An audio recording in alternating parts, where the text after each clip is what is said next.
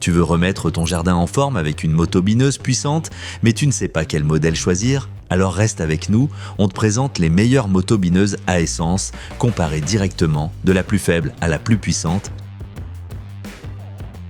On commence avec l'appareil le plus compact de notre classement, la petite motobineuse de Vevor. Ce modèle arrive clairement en bas de notre liste, mais il mérite tout de même d'être considéré. Il était léger, maniable et idéal pour de toutes petites surfaces ou des bacs surélevés. Si tu veux retourner une petite plate-bande plutôt qu'un demi-champ, c'est celui qu'il te faut. La Vevor est ultra légère. Avec moins de 20 kg, elle se transporte et se manœuvre facilement. Son moteur 4 temps est silencieux et il n'y a pas besoin de mélanger essence et huile, ce qui est parfait pour les débutants. 4 fraises robustes ameublissent bien le sol et l'ensemble semble assez stable. On a particulièrement apprécié le pare-pierre, très utile sur terrain meuble.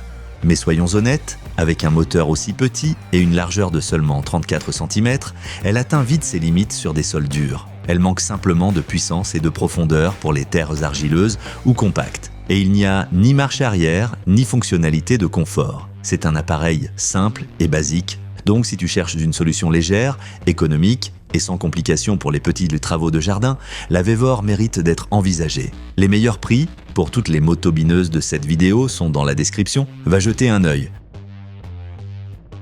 En 4e position, on retrouve la motobineuse compacte de Heinel, un vrai classique chez les jardiniers amateurs. Comparée à la Vevor, elle est déjà nettement plus puissante et plus solide, mais elle reste plutôt adaptée aux petites et moyennes surfaces. Pour ceux qui cherchent une première motobineuse simple et abordable, c'est un bon choix. Elle offre 2,2 kW de puissance, bien plus que la Vevor. Sa largeur de travail de 36 cm est idéale pour préparer rapidement des plates-bandes ou travailler dans des espaces étroits. Avec moins de 30 kg, elle reste légère, tout en gardant une bonne stabilité. Les poignées ergonomiques et la profondeur réglable complètent bien l'ensemble. Ce qui manque ici, c'est une marche arrière ou des vitesses réglables, on avance uniquement. Sur des sols durs, cela peut parfois être un peu fatigant car elle manque de force par rapport au modèle plus puissant. Mais pour les travaux de jardinage standard, sa puissance est largement suffisante. Donc si tu veux une motobineuse simple, abordable et plus qu'un gadget, sans aller trop loin, regarde de plus près ce modèle. Et au fait, si tu aimes cette vidéo jusqu'ici, n'oublie pas de laisser un like et de t'abonner pour plus de tests pratiques. En 3e position, on a la Fuxtech, une machine qui, littéralement, évolue avec toi. Pourquoi? Parce qu'en plus d'avoir de bonnes performances, elle est modulable. Tu peux ajouter des fraises pour élargir la zone de travail, super pratique. Avec ses 139 cm3 et jusqu'à 30 cm de profondeur, elle travaille déjà très bien le sol. Le châssis en acier robuste et la bonne qualité de fabrication la rendent durable et elle reste facile à utiliser. On aime beaucoup la profondeur réglable. Tu peux adapter ton travail selon la nature du sol. Le point faible. Pas de marche arrière, pas de boîte de vitesse, elle va seulement vers l'avant. Le démarrage est aussi manuel par lanceur. Par rapport au modèle plus grand, tu devras donc fournir un peu plus d'efforts, mais pour son prix, c'est tout à fait raisonnable. Si tu cherches une motobineuse fiable qui t'accompagne longtemps, du petit jardin aux surfaces moyennes, la Fuxtech est un vrai bon plan. Surtout si tu comptes évoluer avec le temps, c'est un excellent investissement. On passe maintenant à la catégorie loisirs haut de gamme. La grande Heinel couvre déjà pas mal de surface. Avec 60 cm de largeur de travail et 2,5 kW de puissance, elle est nettement plus performante que les petits modèles. Si tu travailles régulièrement sur des plates-bandes larges ou même des petits dos terrain, c'est un excellent choix. Elle est équipée d'un moteur 4 temps, puissant et fiable. Les fraises pénètrent bien les sols moyens et le dispositif d'arrêt automatique apporte une vraie sécurité.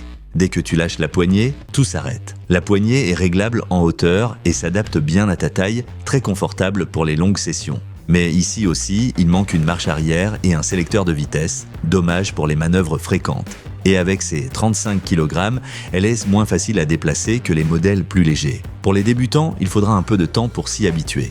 Mais si tu as un peu d'expérience ou si tu travailles sur de plus grandes surfaces, tu en as pour ton argent. Elle est puissante, fiable et reste dans la gamme loisirs, un très bon choix intermédiaire. Et maintenant, le roi incontesté de notre classement, la motobineuse Alcao. C'est une vraie bête de travail. Avec presque 200 cm3, plus de 3,4 kW de puissance et 3 vitesses dont une marche arrière, elle est si faite pour les jardiniers ambitieux, voire pour un usage semi-professionnel. Avec ses 77 cm de largeur, elle laboure le sol plus vite et plus efficacement que tous les autres modèles ici. Elle offre aussi la profondeur de travail la plus élevée et une excellente ergonomie. Les poignées sont réglables en hauteur et sur les côtés, les disques de protection préservent tes plantes et la machine est très stable. Évidemment, tout cela a un prix. Avec environ 67 kg, c'est la machine la plus lourde. Ce n'est clairement pas pour les mains fragiles ou les débutants. Il n'y a pas de démarrage électrique, mais dans cette catégorie, c'est courant. Si tu veux une machine puissante, pour des terrains vastes, un travail profond ou des sols durs, ce monstre est fait pour toi. Pour ceux qui veulent pousser du sérieux, c'est Talco qu'il faut.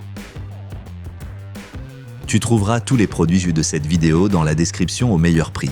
Clique et vois quelle motobineuse est la plus adaptée à ton jardin. Si tu as aimé la vidéo, n'oublie pas de laisser un like et de t'abonner. On se retrouve au prochain test. À bientôt.